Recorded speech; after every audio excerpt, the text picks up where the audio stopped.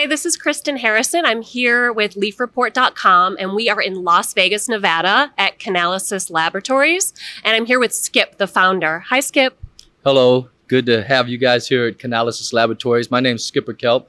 I'm the president and COO of Canalys Laboratories. Nevada was the first state that mandated independent third-party testing for the cannabis industry.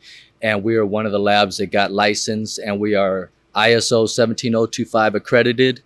And we are the biggest lab in the state of Nevada. And what we do, essentially, we are the FDA for the cannabis industry. Whatever you put and consume has to be tested and certified. We do that for the marijuana, hemp, and CBD industry. Wow, that's really cool. That's really interesting. So do you do that for companies all around the country? So we test in the marijuana. I'll say marijuana separated from hemp and CBD. The marijuana is still federally illegal. So we can only test marijuana within the state of Nevada because still nationally it's not legalized yet. However, hemp and CBD products can be shipped all over the world to us, and we can test and validate hemp and CBD products. But anything that has over 0.3% THC has to be tested and stay within the state of Nevada. Okay, wow, that's really interesting. So how long has this lab been here? So we started the process in 2014 is when Nevada opened the licensing process for the whole marijuana industry. And everyone rushed to get a dispensary license, a cultivation license, production license. But Nevada was the first state that mandated independent third-party testing. So we needed labs. And when the process came out, only a few people applied for lab licenses. No one really knew what it was. It's so new. Lab testing in the cannabis industry is pioneering, and Nevada's the first state that really is digging into to make it something that is a mandatory thing. So when my partner and I, we saw the opening to get in this industry through independent third-party testing, we jumped on that right away. We went through the process. We didn't know anything about lab testing, but we gathered the information. We got with people, we got with experts, and through trials and tribulations, making every wrong move you could imagine, we figured it out. We got with the smart people that gave us information, and we just picked it apart until we essentially became experts. And we have a team now that is just as good as it gets. And we kind of pieced that together by closing our eyes, having a vision, and everything kind of falling in place for us. And the education that we've gained and the amazing people we've come in contact with has allowed us to open up Canalys Laboratories, the biggest testing laboratory in the state of Nevada.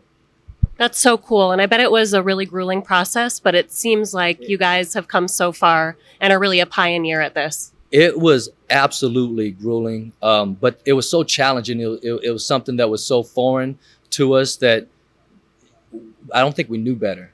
We got hit in the head. We get up, and ignorance is bliss, and Right. And now we got to the point where we can actually see our vision coming to fruition. And it's rewarding, and we still have a long way to go. The industry is still new. We're pioneering. We're doing a lot of R&D. We're meeting up with so many people in the industry, and I think we always talk about transparency being what takes this industry to the next level. And the best way to have transparency is through independent lab testing, where what you have, you run through the machines, you run through the methods, and the result is what the result is for the world to see, for better or for worse.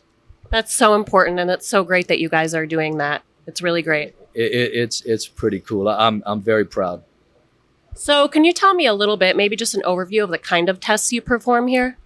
So the Nevada put together one of the highest standards of testing for cannabis. They test for THC levels, the cannabinoid profiles. In CBD and hemp, that's the CBD test, the THC levels. We test for pesticides. We test for terpenes. That's what gives the cannabis flavor. We test for residual solvents. We test for pesticides. We test for heavy metals. And we test for microbials, yeast, mold, mildew, chloroform, aspergillus. So in order for your product to get on the shelves, to get in the dispensary, you have to go through that full panel of testing. So in the state of Nevada, you can rest assured that once it gets to the dispensary, it's gone, it's been probed, and your product is good and safe.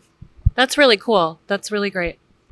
So I know you just mentioned about all the tests that you perform here. So can you tell me why that's important, and perhaps if something tested in a way that isn't good, what the outcome could be for a consumer? If you think about it, anything that we consume as individuals, food, whatever it is, has to be tested and certified by the FDA. There's no way Albertsons is going to put meat on the product that hasn't been ran through the FDA, because people consume that. When you consume something, especially the cannabis industry, where a lot of it is for medicinal reasons. So a lot of people that take cannabis take it for medicinal reasons and have compromised immune systems. So if a product, some marijuana came on the shelf and it had yeast, mold, mildew, aspergillus, someone that has a compromised immune system, essentially it could kill them. And so you want to know exactly what is in that product before you ingest it. Also, too, when you buy a product, let's say a CBD product that's on the market right now, and CBD products have bursted onto the scene last couple of years, and you get all these products that come out and say, hey, we have 100 milligrams of CBD, and the higher those milligrams of CBD goes, the more you pay for it. It's a premium. And there's so many products out there that don't go through testing, and they make these claims. And as a product, an end user, I see it and I read it and I assume that that's what it's in there. So I leave the store, I pay a premium for that product because it has X amount of CBD in it and it has nothing in it. So one, I've been frauded. And two, the claims, if it doesn't have the medicinal CBD in it, I'm not getting anything. And the only way to truly understand that and truly know what's in the product is through independent third-party lab testing. I think that's so important for consumers to know, that just because it says something on the label doesn't mean that's what's in it. So it's awesome that you guys are here to actually do these tests and to help educate the everyday consumer like myself that would have otherwise not known this. Absolutely. And a product can go, and also too, every lab isn't created equally. You can have a product that says lab tested, but is it really lab tested? You can put anything on a label. To really trust the lab that is on the label, you want an independent third-party testing lab that's been ISO 17025 accredited, that's gone through the probing of any regulatory body. So we've gone through the validation process. So when a product comes through here, our methods have been validated. We've gotten the rubber stamp by the state of Nevada. We've gotten the rubber stamp by Perry Johnson accreditation. So every lab isn't considered equal. Make sure product that's being tested by a lab is from an accredited laboratory. Wow, that's great to know. I'm happy to know that because I didn't know that before, and I'm sure everyone watching will be. What's crazy is the industry is so new that people don't know. I jumped in and said, let's figure this thing out. But as you get more educated about it, and people will get more educated about it because it's blowing up. And to get to that next level where we become federally accepted worldwide, it has to be through independent third-party testing. We need transparency. Everyone needs to know exactly what they're buying and what they're ingesting. And the only way to truly do that is through lab testing. Wow, that's amazing. Really good to know. So can you tell me a little bit about equipment and protocols you might use? Maybe just a general overview. I know we're going to go take a tour later, which I'm excited about. But I will have my lab director, Trevor Lowe, run us through the process, but I can go through the instrumentation with you and explain what tests they do. We have the GC triple quad, and GC stands for gas chromatography. I don't even know if I could say that. Chromatography. Okay. Chromatography. And that instrument tests the triple quad test for terpenes and pesticide. And it's that machine right there. And behind it, and Trevor will walk everyone through this. Then we have the GCMS, and that's the gas chromatography mass spectrometry. Whoa. And that is for terpenes and pesticides. And then we have a LCMS, that is the liquid chromatography mass spectrometry. We'll call it mass spec moving forward. Mass spec, I can say that. Spec. And that's for pesticides. And then just right behind us here is the HPLC. It's the high performance liquid chromatography. And so that machine there, this right here, this is like for the hemp and CBD world, this is the everything. This is the cannabinoid profile. So when the hemp industry does their testing, it has to be under 0.3% THC in order to be legalized. So this tells you how much THC is in a product, tells you how much CBD, THCA. This is the total cannabinoid profile. So we have two of these machines because they get inundated with tests. And whenever we get stuff coming in out of state, these are machines that it runs through. And over there, Trevor will take you there, it's the ICP-MS, and that is the inductively coupled plasma mass spectrometry. And that tests for heavy metals. It tests for cadmium, lead, arsenic, and mercury. Wow. So you have to put these samples through a variety of different Variety, tests and that and doesn't even machines. go to that room right there that has restriction area on the wall. That's the microbiology room, and we test E. coli and a bunch of dangerous microbials, and our microbiologists can explain that. And we have PCR, and we have the latest and the greatest toys here with Agilent instrumentation. We've teamed up with Agilent as far as branding them with us, and their instrumentation is amazing. It's the top of the line. Wow. And I have standing next to me Trevor, who is the lab director here. Hi, Trevor. Hi, Kristen. How are you? I'm great, thanks. Awesome. Thanks for taking the time to meet with us today. So we just want to kind of ask you about the process here, about how, when you get a sample in, how it would go through the testing. So I guess we'd be at the first step here, if you just want to tell me a little bit about that. Yeah, sure. So when the sample comes into the lab, either we pick it up by regulation for marijuana in the state of Nevada, the lab has to go pick up the sample. Otherwise, we do get CBD and hemp samples from all over the country. Some of those are brought in by the client or they're mailed in. So the first thing that happens is we receive the samples, we log them into the system, into our LIMS system, and then they are assigned a unique tracking number in the lab, so we can track the sample throughout the lab, and all the results get reported correctly. Okay. Wow. That's really cool. So how long does it take to, once you get a sample in and it goes through the whole process? I mean, is there a rough time estimate, or does it vary? From the time that we receive the sample to the time that the report is issued, it depends on, what tests they require. For full panel, it's usually 3 to 5 days turnaround time. If it's just one thing they're looking for, could be, the next day or 48 hours we could get results. Yeah. All right, great. Well, I'm really excited for you to show us how this whole thing works. So thank you, and let's continue. Okay, great. Trevor, we're here in the next step of the process where the samples are basically, you get the samples ready for testing. So can you tell me a little bit about that? That's correct. So this is the first room where we do sample processing before we do the analysis. So if the sample is in for full panel testing that requires microbial testing, our micro team takes their sample first so that it can't get contaminated by anybody else. And then usually for most samples, the samples are broken down, either ground up or otherwise the particle size is reduced to make it easy to sample. And then the analysts weigh out.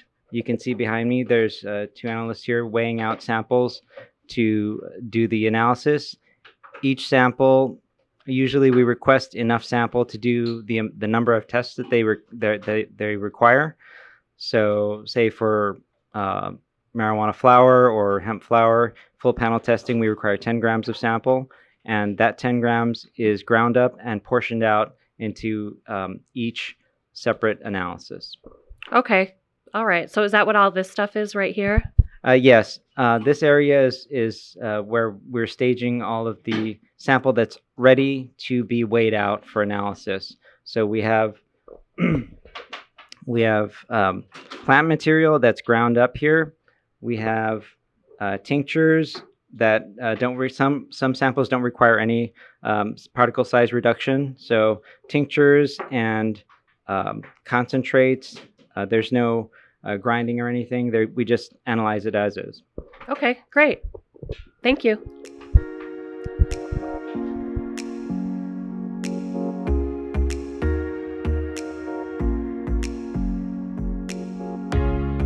All right, Trevor. Well, first of all, I want to say thank you for this awesome lab coat. I feel official now. But why don't you tell me about this step of the process, this room that we're in now?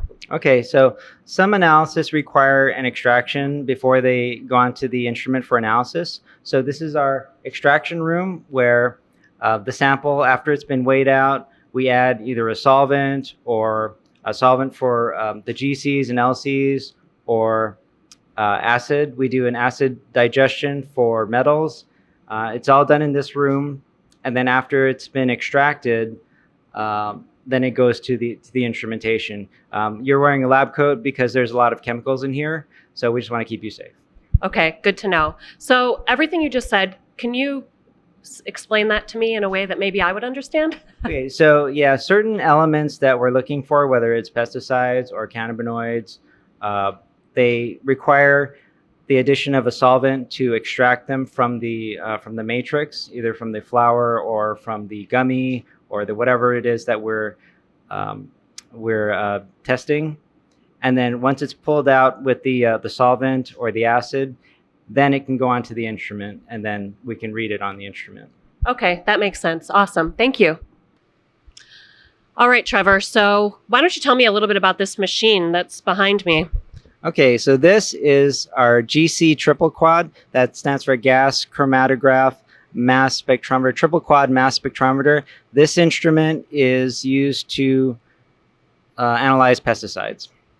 Okay, so it'll tell me if there's pesticides in the product. Yes.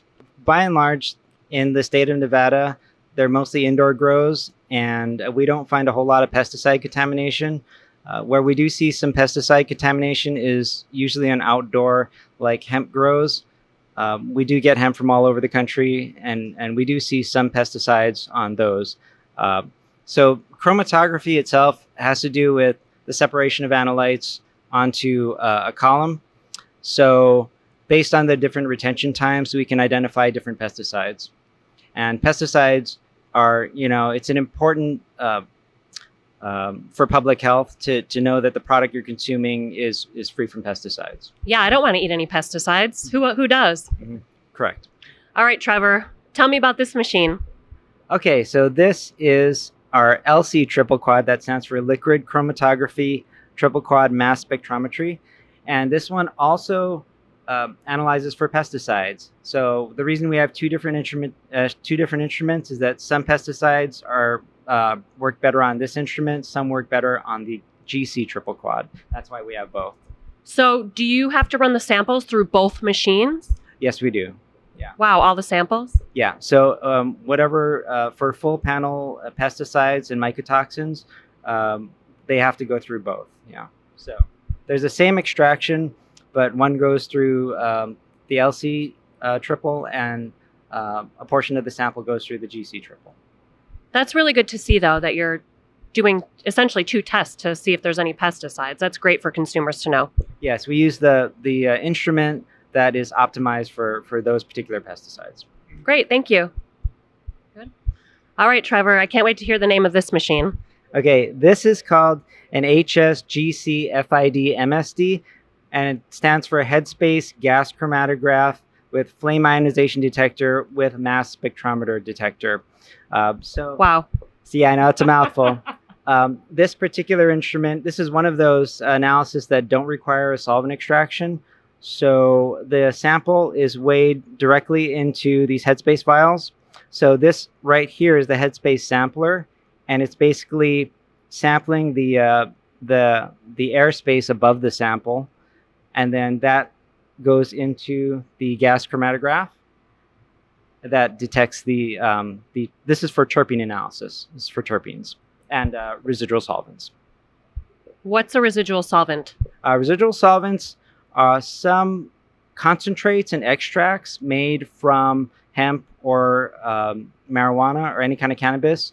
They're extracted, sometimes they're extracted using solvents. There's 4 approved solvents in the state of Nevada. It could be butane, it could be heptane.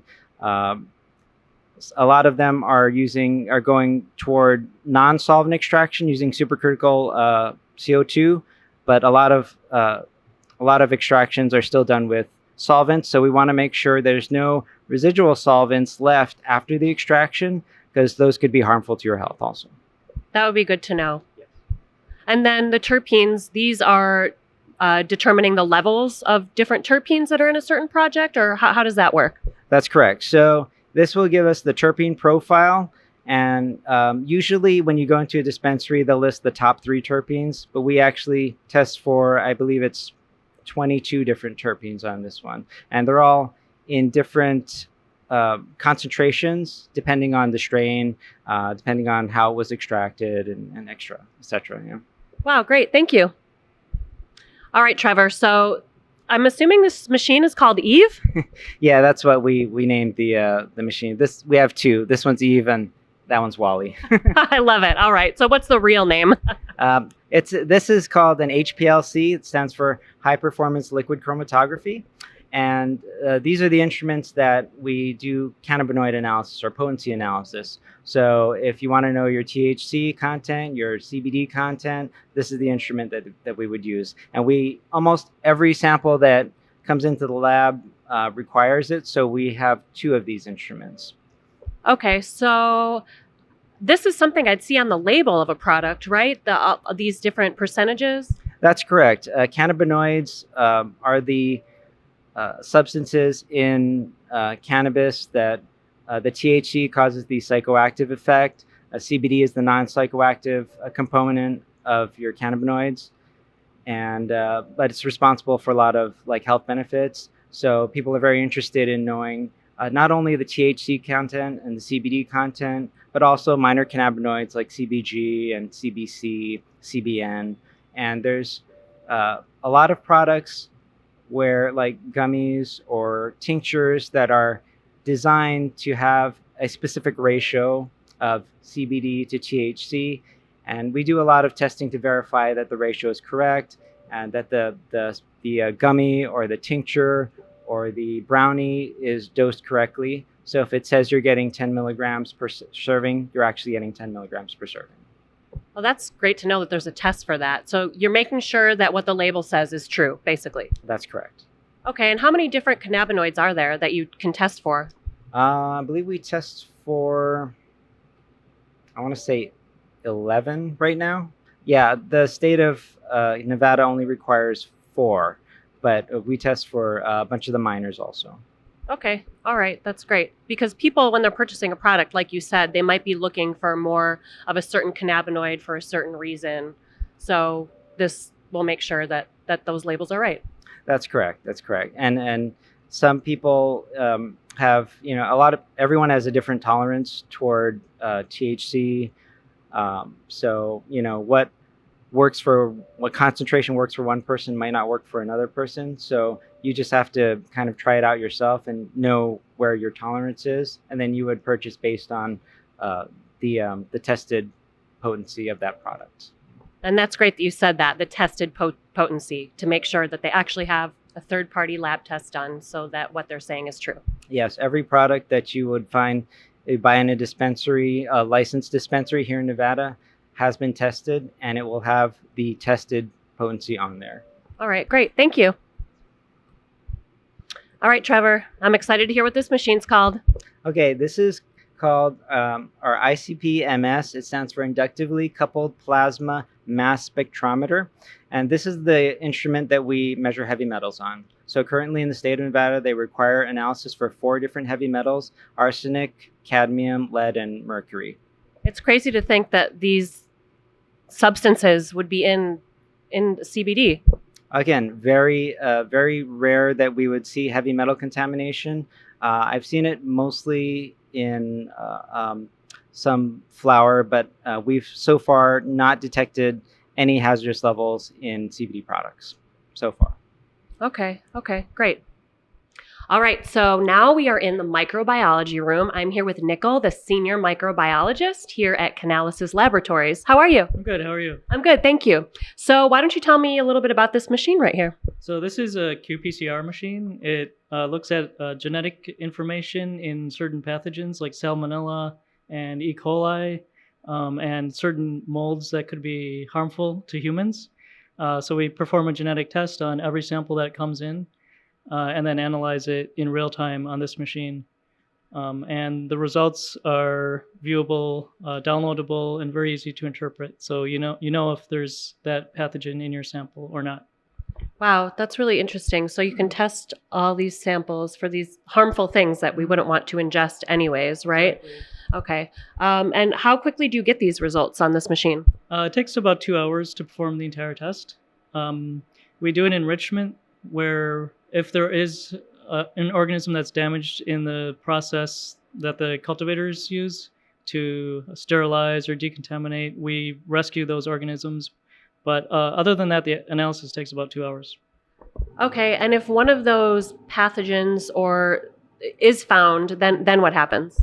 Then we report that to the state and to the cultivator or producer of that product, and that is used to further future process. But that entire lot would fail. So then is it destroyed? It should be destroyed. Depending on the type of matrix, it could be converted into another concentrate or extract.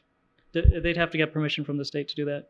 Okay, all right, good to know. And then can you tell me why? I know we're in a separate room here at the lab just for these kinds of things. What's the reason behind that? We have to keep this section separate completely. It's a state regulation from the rest of the building, so it has to have a closed door and a controlled environment, because what we work on in here is sometimes could be dangerous. We don't want that to go to other parts of the lab. All right, so Nickel is going to show us a test. What are you going to show us here? I'm so excited. This is just basically how we gently shake off the organisms into a buffer. So when we get the sample, we put it in this liquid, this media that would grow Salmonella and pathogenic E. coli if it was in the sample. And to shake it off, you could use your hands, but that would be a little tedious. So you would use this machine. And it gently shakes it off for you. So it takes about a minute, and then that's when you incubate it, and then you test it out on that machine over there. Wow, that's so cool. Thank you for showing us that. Thank you.